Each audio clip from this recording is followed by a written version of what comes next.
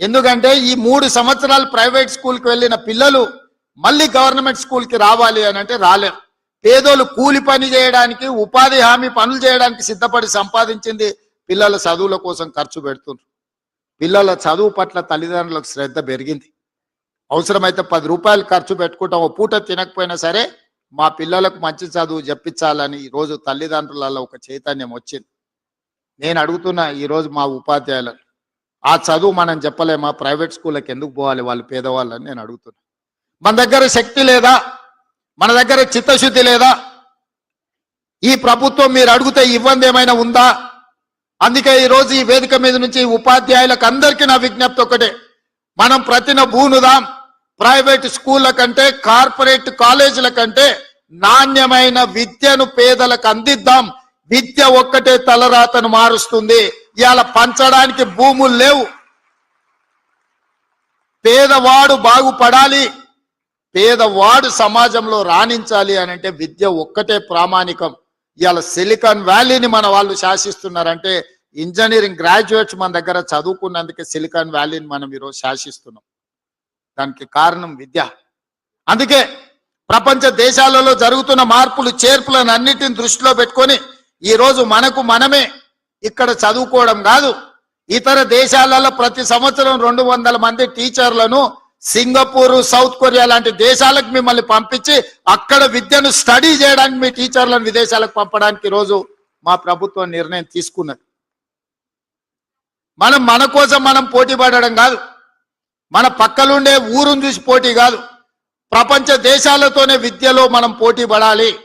ఈరోజు సింగపూర్ లాంటి, south Korea లాంటి, జపాన్ లాంటి దేశాలు అభివృద్ధి చెందడానికి కారణం ఏంది? ఇవాళ జర్మన్ అభివృద్ధి చెందడానికి కారణం ఏంది? ఈరోజు చైనా అభివృద్ధి చెందడానికి కారణం ఏంది? అక్కడున్న విద్యార్థులకు నాణ్యమైన విద్యను అందించడమే కాకుండా ఒక పట్టుదలను నేర్పడం వల్ల ఆయా దేశాలు ప్రపంచంలో వేగంగా అభివృద్ధి పదం వైపు నడుస్తున్నాయి. మరి వాటన్నిటిని కూడా మనం వినడమే కాదు, చూడాల్సిన అవసరం ఉంది. అందుకే 1,20,000 మంది టీచర్లు ఈరోజు తెలంగాణ రాష్ట్రంలో ఉన్నారు. ఇందులోకి వెళ్ళి ప్రతి సంవత్సరం ఒక 200 మంది టీచర్లను ఇనీషియల్గా ఇతర దేశాలకు పంపించి అక్కడ ఉన్న పరిస్థితులను మీరు స్టడీ చేసి ఒక అవగాహనతోనే వెనక్కి రావాల్సిన అవసరం ఉంది. టీచర్లు అందరికీ కూడా ఈరోజు మర్రి చెన్నారెడ్డి దీంట్లో మనం ఓరియంటేషన్ క్లాసెస్ తీసుకుంటున్నాం టీచర్స్కి. ఎందుకు అనంటే నైపుణ్యం పెంచుకోవాల్సిన అవసరం ఉంది. మనం ఉద్యోగం వచ్చినప్పుడు ఉన్న పరిస్థితులు, మనం రాసిన పోటీ పరీక్షలు ఒకలాంటివి.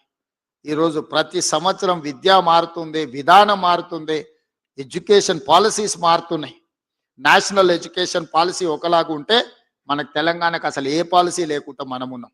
అందుకే మొన్నటికి మొన్న నేను ఆర్డర్ ఇచ్చిన, తెలంగాణ ఎడ్యుకేషన్ పాలసీని ప్రిపేర్ చేయండి అని పెద్దలు కేశవరావు గారిని చైర్పర్సన్గా పెట్టి కడియం శ్రీహరి గారిని, అక్నూర్ మురళి గారిని, మా ఎడ్యుకేషన్ డిపార్ట్మెంట్లో ఉన్న అధికారులను కలిపి తెలంగాణ ఎడ్యుకేషన్ పాలసీ చేయడానికి ఒక కమిటీని అపాయింట్ చేసినాం. తెలంగాణ కూడా ఒక నూతనమైన ఎడ్యుకేషన్ పాలసీ కావాలి.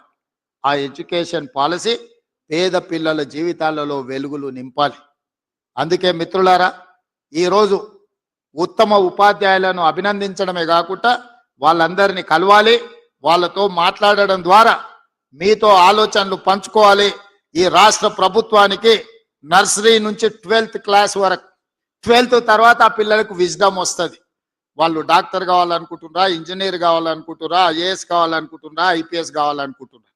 కానీ ఫౌండేషన్ లేకుండా మీరు అంతస్తులు కడతామంటే అది ఉపయోగం లేదు.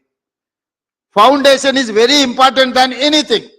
ఆ ఫౌండేషన్ అనేది వేయగలిగింది ఇక్కడున్న ఈ టీచర్లు, ఈ ఉపాధ్యాయులే. మీరు నేను కలిస్తే ఆ ఫౌండేషన్ ఈ దేశానికి ఆదర్శంగా నిలబెడతాం. చివరిగా ఒక్క మాట చెప్పదలుచుకున్నా, కేజ్రీవాల్ ఢిల్లీలో 2వసారి 3వసారి ఎందుకు ముఖ్యమంత్రి అయ్యాడు? మొదటిసారి ఒక పరిస్థితిలో అయ్యాడు, 2వసారి 3వసారి వారు ముఖ్యమంత్రి కావడానికి ప్రధానమైన కారణం ఆయన విద్యలో తీసుకొచ్చిన సమూలమైన మార్పులు. ఆ మార్పుని పేదలకు విద్యను అందించిన టీచర్లు కాబట్టి వారు 2వసారి 3వసారి ముఖ్యమంత్రి అయ్యారు. నాకు కూడా కొంచెం స్వార్థం ఉంది, మీరు మంచిగా పనిచేస్తే 2వసారో 3వసారో కావడానికి ఉంటుంది.